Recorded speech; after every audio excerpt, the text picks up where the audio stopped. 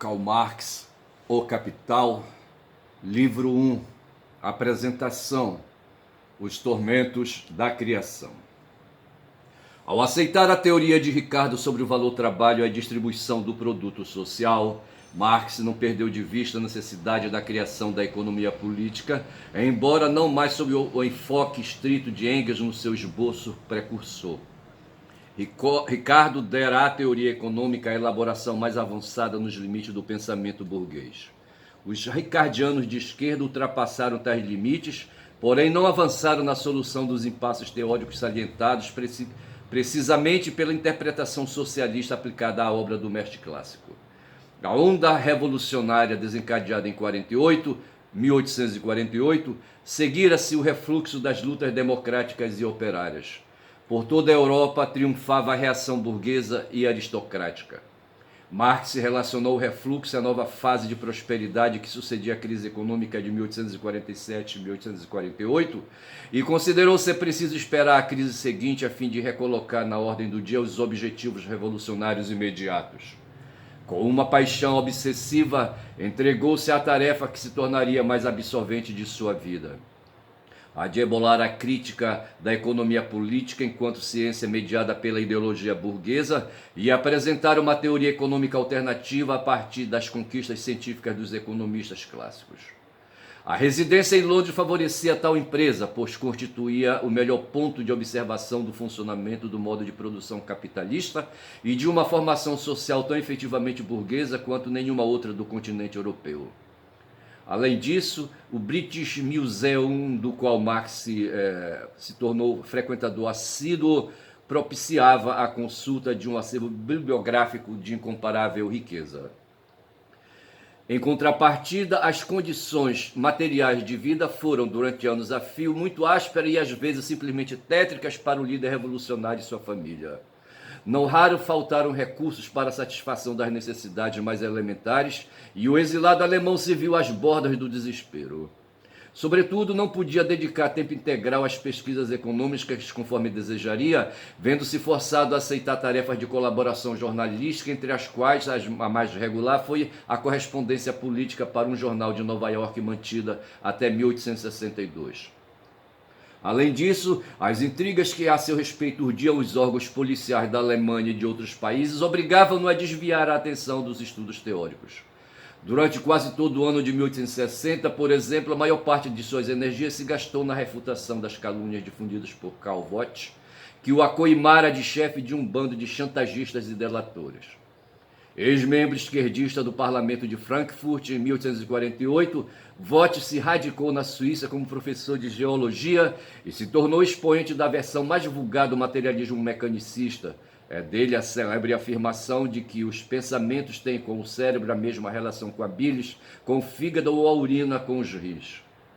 Envolvido em intrigas de projeção internacional dos meios democráticos e socialistas, aceitou, o que depois se comprovou, o papel de escriba mercenário pago pelo serviço secreto de Napoleão III. Apesar de calejado diante de insultos e calúnias, a dose passara dessa vez à medida do suportável e Marx se esfalfou na redação de grosso volume que recebeu o título sumário de Vogt. À parte os aspectos polêmicos circunstanciais hoje sem maior interesse, o livro oferece um quadro rico da política internacional europeia em meados do século XIX, tema explorado com os recursos exuberantes do estilo de um grande escritor. A situação de Marx seria insustentável e sua principal tarefa científica de certo e realizável se não fosse a ajuda material de Engels. Este fixara residência em Manchester, passando a gerir ali os interesses da firma paterna associada a uma empresa têxtil inglesa. Durante os 20 anos de atividade comercial, a produção intelectual não pôde deixar de se reduzir, mas Engels achava gratificante sacrificar a própria criatividade, contanto que fornecesse a Marx recursos financeiros que o sustentassem e a família que lhe permitissem dedicar o máximo de tempo às investigações econômicas. Demais disso, Engels incumbiu-se de várias pesquisas especializadas solicitadas pelo amigo. A circunstância de residirem em cidades diferentes deu lugar à copiosa correspondência que registrou, quase passo a passo, a tormentosa via de elaboração do Capital. No decorrer das investigações, conquanto se mantivesse claro e inalterado o objetivo visado, foi mudando e ganhando novas formas a ideia da obra final. Rozdolsky rastreou na documentação marxiana entre 1857 e 1868 nada menos de 14 esboços e notas de plano dessa obra. De acordo com o plano inicial, deveria constar de 6 livros dedicados aos seguintes temas: 1. O capital. 2. A propriedade territorial. 3. O trabalho assalariado. 4. O Estado. 5. O comércio internacional. 6. O mercado mundial e suas crises.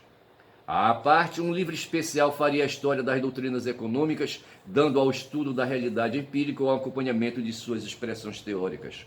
A deflagração de nova crise econômica em 1857 levou Marx a apressar-se em pôr no papel o resultado de suas investigações, motivado pela expectativa de que nova onda revolucionária voltaria a agitar a Europa e exigiria dele todo o tempo disponível.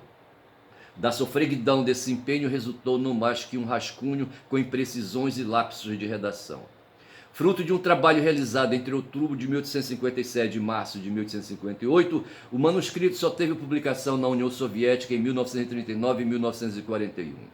Recebeu o título de Esboços dos Fundamentos da Crítica da Economia Política, porém ficou mais conhecido pela palavra alemã Grundrisse, Esboços dos Fundamentos.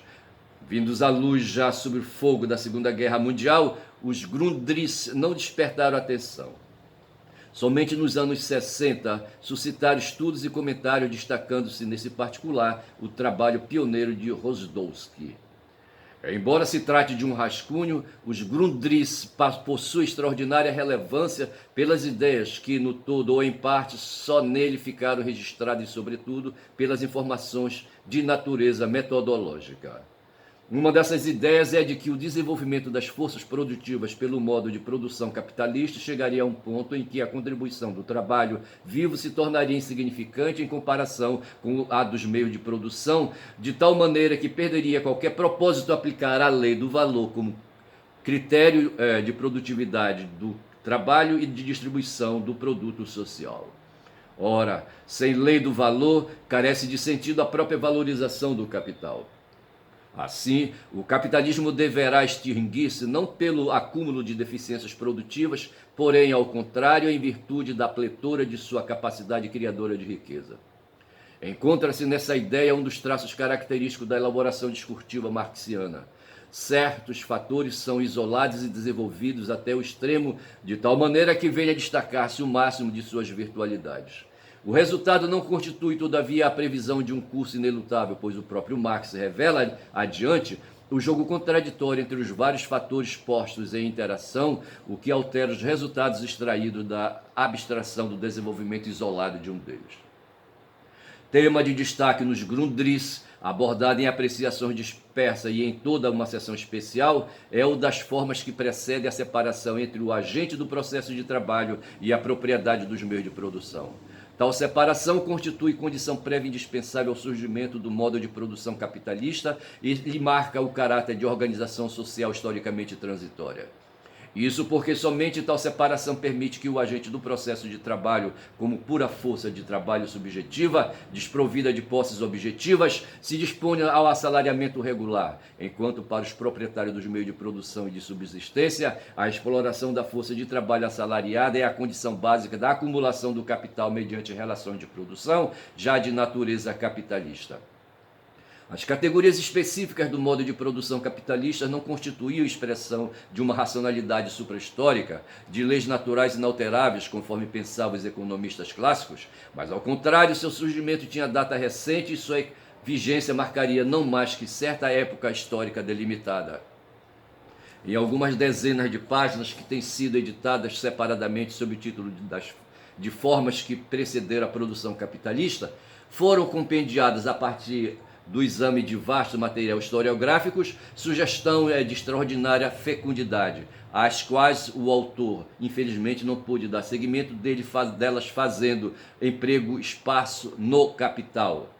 Nessa obra, a opção metodológica consistiu em concentrar o estudo da acumulação originária nas condições históricas da Inglaterra. Os Grundrisse compõem de modos longos capítulos, repito, os Grundrisse compõem-se de 2 longos capítulos dedicados ao dinheiro e ao capital. Com formulações menos precisas e sem a mesma organicidade, aí encontramos parte da temática dos livros 1 e 2 do Capital. Seria, contudo, incorreto passar por alto o avanço propriamente teórico cumprido entre os 2 textos. Basta ver, por exemplo, que na questão do dinheiro, Marx ainda se mostra nos Grundrisse preso a alguns aspectos da teoria ricardiana, contra a qual travará polêmica resoluta logo em seguida para a crítica da economia política. De maneira idêntica, a característica do escravismo plantacionista americano como anomalia capitalista sofrerá radical reformulação no Capital, em cujas páginas a escravidão, a antiga e a moderna, é sempre incompatível com o modo de produção capitalista. A riqueza peculiar dos Grundrisse reside nas numerosas explicitações metodológicas, pouco encontradiças no Capital. Por se tratar de rascunho, os Grundrisse exibem os andaimes metodológicos depois retirados do texto definitivo. E esses andaimes denunciam a forte impregnação hegeliana do pensamento do autor. Precisamente durante a redação do rascunho, Marx releu a lógica de Hegel conforme escreveu a Engels. Não surpreende por isso que a própria linguagem seja em várias passagens moldada por termos e giros discursivos do mestre da filosofia clássica alemã. A tal ponto que, a certa altura, ficou anotado o propósito de dar nova redação ao trecho, a fim de libertá-lo da forma idealista de exposição. Enquanto a crise econômica passava sem convulsionar a ordem política europeia, Marx conseguiu chegar à redação final dos 2 capítulos de Para a Crítica da Economia Política, publicada em 1859. Segundo o plano, então em mente, o 3º capítulo dedicado ao Capital seria a continuação da crítica, um segundo volume dela. Mas o que apareceu, afinal, 8 anos depois, foi algo bem diverso, resultante de substancial mudança de plano.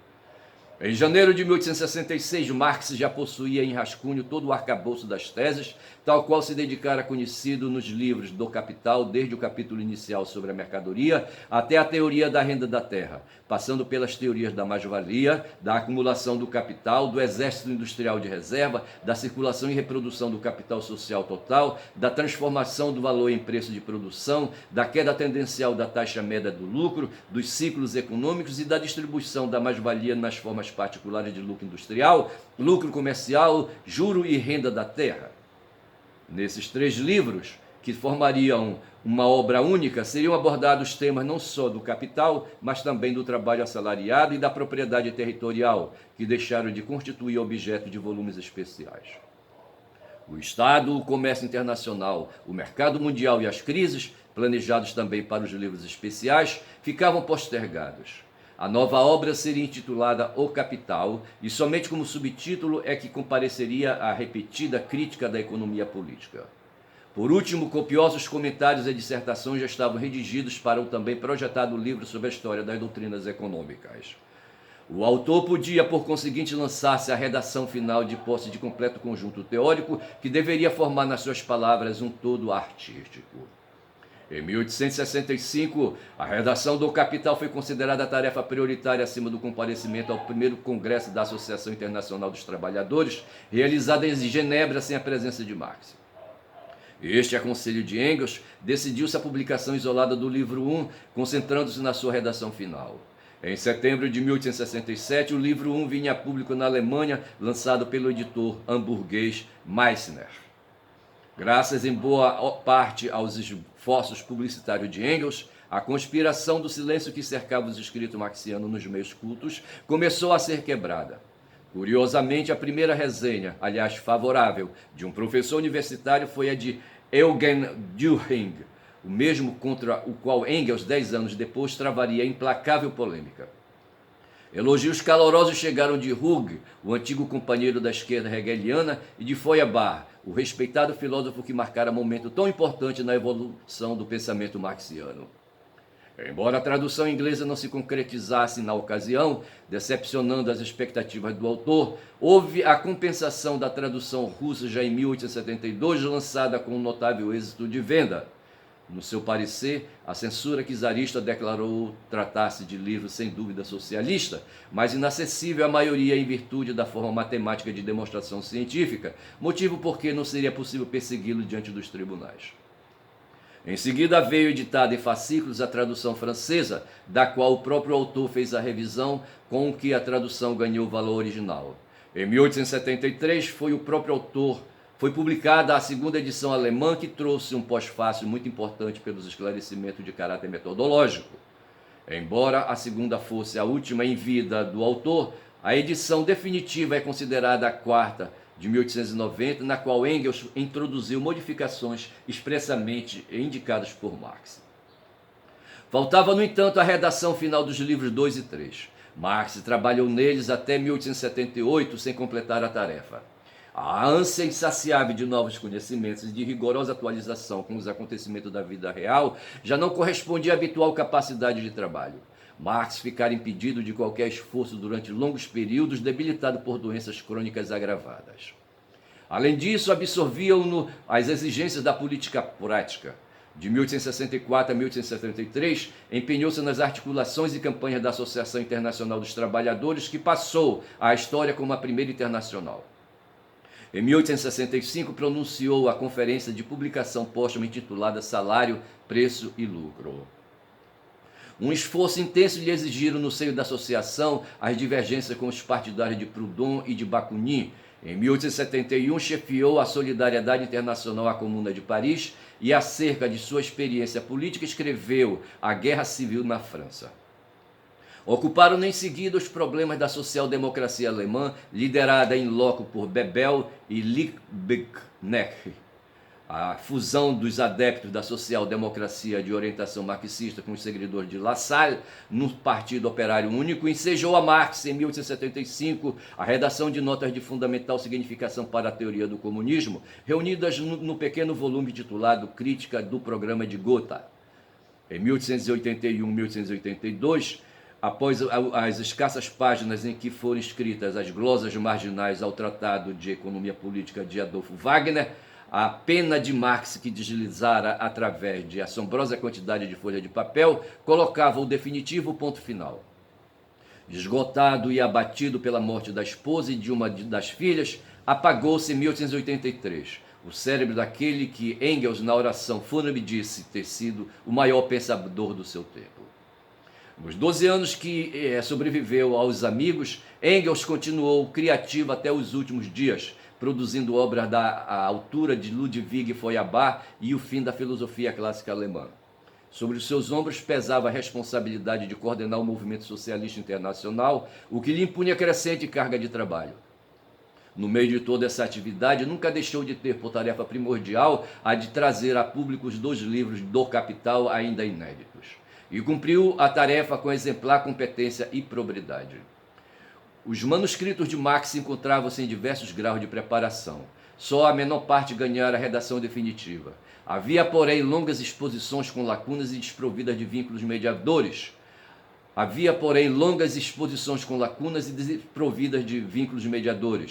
Vários assuntos tinham sido abordados tão somente em notas soltas. Por fim, um capítulo imprescindível apenas contava com o título. Tudo isso sem falar na péssima caligrafia dos manuscritos, às vezes incompreensível até para o autor. A tarefa, por conseguinte, ia muito além do que em regra se atribuiu a um editor. Seria preciso que Engels assumisse certo grau de coautoria, o que fez, não obstante, com o máximo de escrúpulo. Conforme explicou minuciosamente nos prefácios, evitou substituir a redação de Marx pela sua própria em qualquer parte.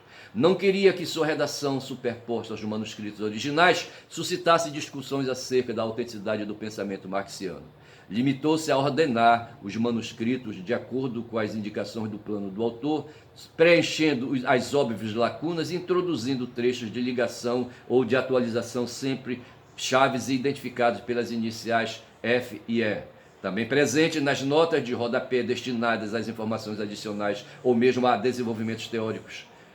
Digo melhor, F e E, também presente nas notas de rodapé destinadas a informações adicionais ou mesmo a desenvolvimentos teóricos. Igualmente assinado por iniciais F e E, escreveu por inteiro o capítulo 4 do livro 3º sobre a rotação do capital e sua respectiva influência na taxa de lucro. Escreveu ainda vários prefácios admiráveis pelo tratamento de problemas básicos e pela força polêmica, bem como os 2 suplementos ao livro 3º, sobre a lei do valor e formação da taxa média de lucro e sobre a bolsa. Se dessa maneira foi possível salvar o legado de Marx e editar o livro 2º em 1885 e o livro 3º em 1894, é evidente que estes não poderiam apresentar a exposição acabada e brilhante do livro 1, mas Engels, ao morrer pouco depois de publicado o último livro, havia cumprido a tarefa. Restavam os manuscritos sobre a história das doutrinas econômicas que deveriam constituir o livro 4. Ordenou-os e editou-os. Kautsky, sob o título de Teorias da Mais-Valia, entre 1905 e 1910. O Instituto de Marxismo-Leninismo, originalmente Instituto Marx e Engels, fundado por D. Ryazanov e responsável pela publicação dos manuscritos marxianos na União Soviética, lançou nova edição em 1954, expurgada das intervenções arbitrárias de Kautsky. Em 1933, o mesmo instituto havia publicado o texto de um capítulo inédito, planejado para figurar no livro 1 do Capital, em que Marx resolvera suprimir. Numerado com os sextos sob o título de Resultados do Processo Imediato da Produção, o capítulo contém uma síntese do livro 1 e serviria também de transição ao livro 2.